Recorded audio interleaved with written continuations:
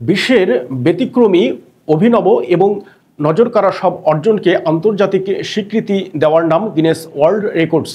বিশ্বের প্রতিটি প্রান্তে কেউ যদি এমন কিছু করেন যা আগে কেউ করেনি বা অন্যদের চেয়ে বেশি বড় বা আলাদা, তবে সেটি হতে পারে একটি বিশ্ব রেকর্ড। এই রেকর্ড সংরক্ষণ, যাচাই এবং আনুষ্ঠানিকভাবে স্বীকৃতি দেওয়ার কাজটি করে গিনেস ওয়ার্ল্ড রেকর্ডস।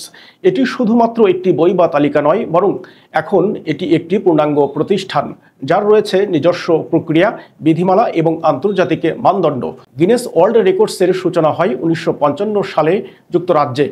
এর পেছনে ছিল একটি সাধারণ ঘটনা। গিনেস বিয়ার কোম্পানির ব্যবস্থাপনা পরিচালক স্যার হিউ বি অ্যাভার একদিন শিকারে গিয়ে বন্ধুদের সঙ্গে দ্রুততম শিকারযোগ্য পাখি নিয়ে বিতর্কে জড়িয়ে পড়েন। পরে তিনি উপলব্ধি করেন এই ধরনের সাধারণ কিন্তু গুরুত্বপূর্ণ প্রশ্নের নির্ভরযোগ্য তথ্য সহজে কোথাও পাওয়া যায় না। সেই বিতর্ক থেকেই জন্ম নেয় একটি তথ্য ভিত্তিক বই প্রকাশের চিন্তা, যাতে থাকবে বিশ্বের সবচেয়ে বড় বা সবচেয়ে ব্যতিক্রমী অর্জনের প্রামাণ্য দলিল। সেই বই পরবর্তীতে পরিচিত হয় গিনেস বুক অব রেকর্ডস নামে, যা পরবর্তীকালে হয় গিনেস ওয়ার্ল্ড রেকর্ডস। প্রথম প্রকাশেই বইটি ব্যাপক সাড়া ফেলেছিল। সময়ের সাথে এর জনপ্রিয়তা বাড়তে থাকে। বর্তমানে এটি বিশ্বের সবচেয়ে বেশি বিক্রি হওয়া কপিরাইটেড বইগুলোর একটি। তবে বইয়ের বাইরেও গিনেস ওয়ার্ল্ড রেকর্ডস একটি পূর্ণাঙ্গ সংস্থা হিসেবে কাজ করছে, যা প্রতিদিন নানা রকম রেকর্ড যাচাই ও সংরক্ষণ করছে। এর সদর দপ্তর লন্ডনে অবস্থিত, তবে বিশ্বের বিভিন্ন অঞ্চলে এদের প্রতিনিধি ও পর্যবেক্ষক রয়েছে। প্রতি বছর গিনেস কর্তৃপক্ষের কাছে প্রায় 40,000-এর বেশি রেকর্ডের জমা পড়ে। এসব আবেদন থেকে মাত্র 5 থেকে 7% রেকর্ড অনুমোদিত হয়। আবেদন প্রক্রিয়া সম্পূর্ণ অনলাইনে পরিচালিত হয় এবং প্রতিটি রেকর্ড যাচাই করতে হয় নির্দিষ্ট প্রক্রিয়ায়। আবেদনকারীদের ভিডিও, ছবি সহ সব প্রমাণ পাঠাতে হয়। অনেক ক্ষেত্রে নিরপেক্ষ সাক্ষী, সময় রেকর্ডার এবং পর্যবেক্ষক নিয়োগেরও প্রয়োজন হয়।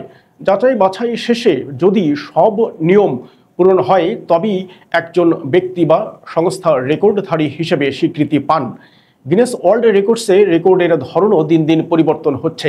আগে যেখানে ব্যক্তিগত দক্ষতা বা শারীরিক কৃতিত্বই বেশি থাকত, এখন সেখানে দলগত অর্জন, সামাজিক উদ্যোগ, প্রযুক্তি নির্ভর পরীক্ষা, এমনকি পরিবেশ বিষয়ক রেকর্ডও যুক্ত হচ্ছে।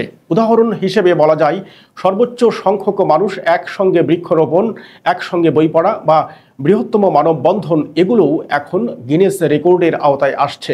বাংলাদেশে থেকেও গিনেস ওয়ার্ল্ড রেকর্ডসের নাম লেখানো অনেকেই রয়েছেন। 2018 সালে ঢাকার আরবি স্টেডিয়ামে আয়োজিত হয় বিশ্বের সবচেয়ে বড় সড়ক নিরাপত্তা শিক্ষা কার্যক্রম, যেখানে প্রায় 25,000 শিক্ষার্থী অংশ নেয়। এটি গিনেস কর্তৃপক্ষ স্বীকৃতি দেয়। একইভাবে ফ্যাশন ডিজাইনার মেহরাব হোসেন তৈরি করেন বিশ্বের সবচেয়ে বড় শাড়ি, রেকর্ডে জায়গা করে নেয়। চট্টগ্রামের মোস্তফা জব্বার দ্রুত টাইপ করার দক্ষতায় গড়েছেন নজরকাড়া রেকর্ড। এই অর্জনগুলো শুধু ব্যক্তিগত কৃতিত্ব নয়, বরং দেশের নাম আন্তর্জাতিক পরিসরে তুলে ধরার একটি বড় সুযোগ। তবে রেকর্ড গড়তে গেলে প্রস্তুতি, পরিকল্পনা ও ধৈর্য অত্যন্ত জরুরি।